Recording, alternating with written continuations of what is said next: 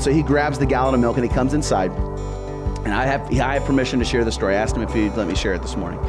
So he has this gallon of milk. He has it with him, and he has it. And I'm not exactly sure what took place because my back was turned. And as I turn around, I see this: the fridge door is open.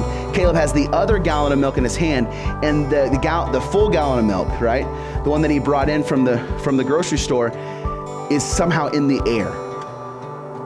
Like, I mean, and I don't know what happened. I don't know if he was like throwing it as a discus. I don't know if he had butter on his hands and so it slipped. I don't know. And I don't even know if Caleb could tell you exactly what happened, but all of a sudden it's in the air. And have you seen those commercials for Bounty? Here I am, promoting them, right? Where something falls, like there's some kind of liquid it's going towards like a device, or there's a meatball that's sliding off the table, right? And everybody's like, no. Are you with me on this? You know what I'm talking about, right? And then of course in the one, there's the dog going, yes, right? Because he's got to catch the meatball, right? Like that was that moment where my dad and I are like, no. And Caleb's like, oh no.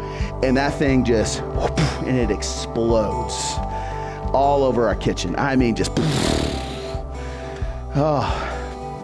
like a Jackson Pollock, painting, just, and we're like, you're just in shock. So what do? So we start to clean it up. Poor Rachel gets there and she's helping us as well. So fast forward about a year later, okay? It's Halloween. We're gonna have some kind of party at our house, whatever it was, and Rachel bought these black lights.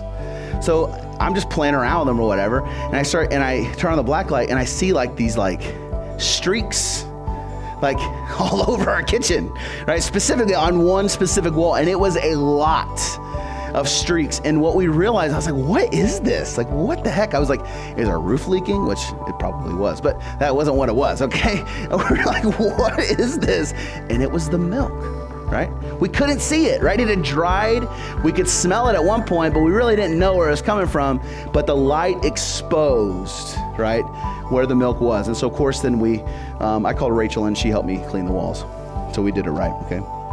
So here we have this, this, and this is what, when Jesus comes to the earth, he's exposing, right, who we are. That's what light does. It sheds light on the reality. It exposes who we are and who we're not. Right? You see it here with his own, the world. He made the world, but the world didn't even know him. His own people, right? The people he was creating. He was Jewish. He grew up Jewish. They didn't receive him. But of course, that's the point. Is that what John tells us? That to receive him, to believe in him, all of this is not some work that we get to do. It's not done by our own just trying. It's not done by our own investigation.